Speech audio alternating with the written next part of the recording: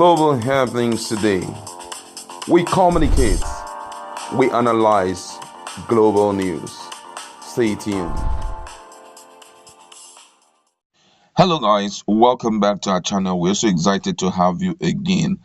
Ever since the case of Ibrahim Magu, the suspended EFCC boss, was brought before the AGF Malami presidential panel,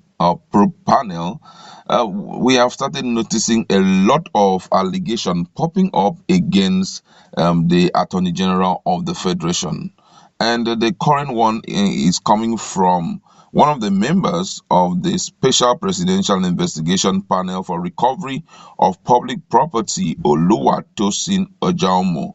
And he accused the AGF of refusing to prosecute major craft cases, and also made Nigerians to understand that there are a lot of forfeited cars and buildings which he has released back to suspects. Many other allegations have come up, but AGF had also decided to step out to tell Nigerians that all of these are lies. But however, let's look at details of the news. But before we do that, please don't forget to subscribe to our channel. All right, let's look at the details of the news. A prosecutor with the Special Presidential Investigation Panel for Recovery of Public Property, Oluwatosin Ojaomo, had accused the Attorney General of the Federation, Abubakar Malami, Senior Advocate of Nigeria, of withholding approval for the prosecution of hundreds of asset forfeitures and other criminal cases. He explained that the case were investigated and handed over to the AGF's office by the SPIP on the directive of the President Muhammadu Buhari in 2019. The president had in September 2019 dissolved the SPIP while directing the AGF to immediately take over all outstanding investigation and other activities of the SPIP. It was reported in November 2019 that over 500 case files were retrieved from the office of the disbanded panel. The report noted that an 8-man panel was set up by the Department of Public Prosecution in the Ministry of Justice to revive the heaps of files. Meanwhile, according to the prosecutor, Malami has failed to file the cases in court in violation of the Presidential Directive and Section 1 of the Administration of Criminal Justice Act 2015. He cited the case of two brothers, Ibrahim and Tijani Tumsa, who he said allegedly retrieved without due process 86 expensive vehicles and real estate seized by the SPIP on the order of the Federal High Court.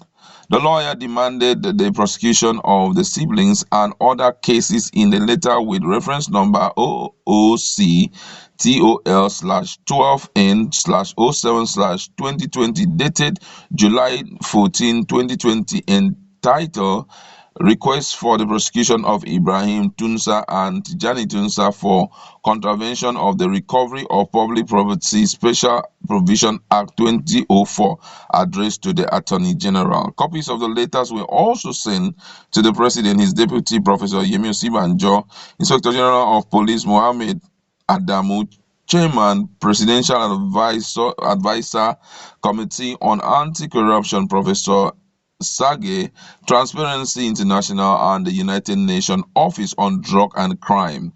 The property retrieved by the Tunsa include 4 houses in Wose 2 and Jabi and a quarry plant in Kuje, Abuja, as well as 86 exotic vehicles comprising Wingler SUV, Audi, Toyota Hilux van, Ford Taurus, Mercedes-Benz S550, Mercedes-Benz GL550, Toyota Land Cruiser, Toyota Prado SUV, and many other expensive vehicles. They were said to have been on sale under suspicious circumstances and returned to 2 firms, Integrated Service Insurance Limited and Integrated Bureau de Change Limited, belonging to the defendants who were previously arraigned on 2-count charge. Ibrahim is an ex-director of finance and administration at the defunct Ministry of Power, Works and Housing, while his brother Tijani is the former vice chairman of the dissolved Presidential Committee on Northeast Initiative. Tijani was recently appointed the interim national secretary of Progressive Congress headed by the Yobe State Governor Malabuni. The siblings were investigated by the SPIP, chaired by Oke Obono Obla, over their alleged failure to declare ownership of the properties while being public servants. Obono Obla and other members of the panel were removed in a controversial manner and were directed to hand over the federal government's property in their care to the government. The chairman of the panel was also declared wanted by the Independent Corrupt Practices and Other Related Offences Tribunal or Commission. However, Ojaomo said the case against the TUMSA were dismissed due to the decision by the Court of Appeal that the SPID did not process or do not possess the statutory power to institute criminal matters. He disclosed that several attempts made by the panel to get authorization from the AGF to file charges against many criminal suspects failed.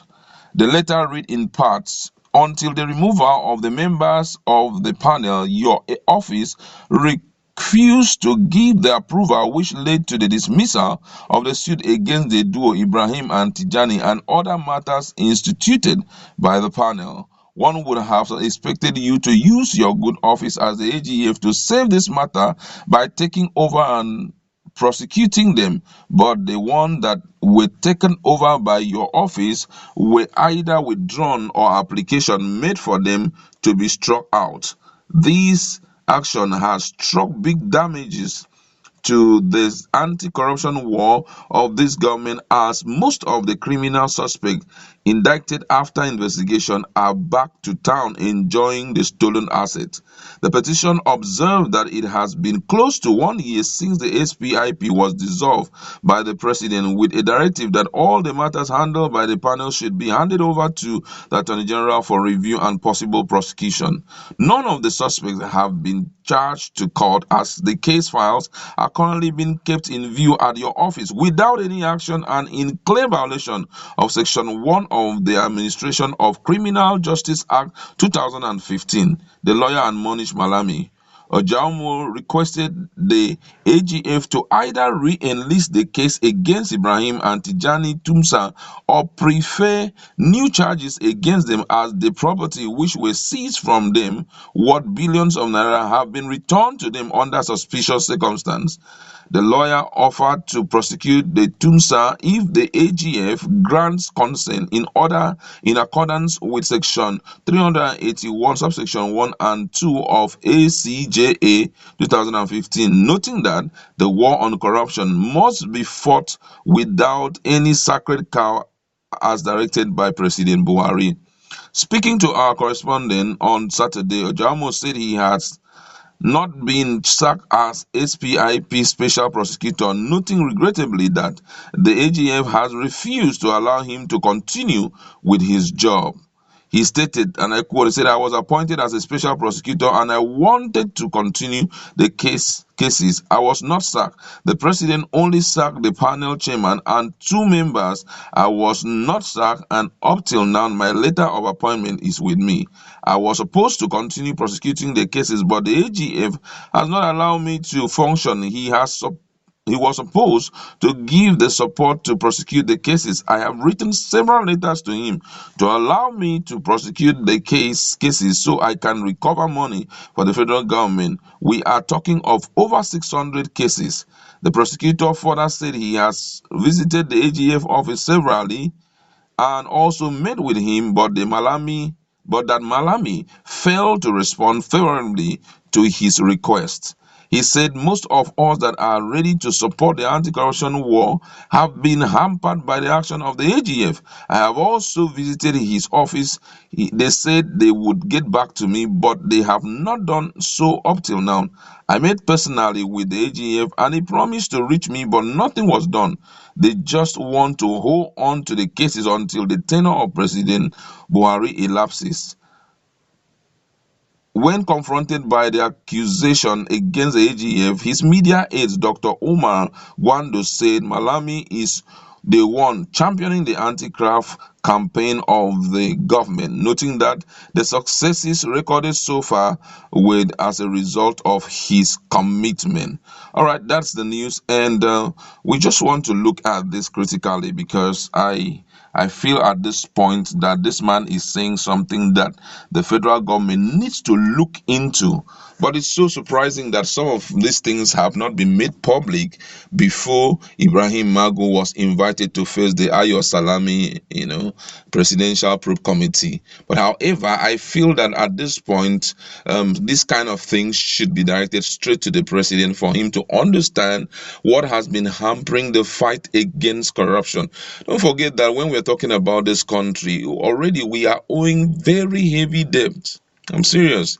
If you are interested in the debt profile of Nigeria, you'll be so amazed how much we are owing. And if we have as much as 600 corruption files yet to be attended to, and some of them, based on what we have seen, if the case is pulled through, Nigeria is going to recover reasonable amount of money from these people.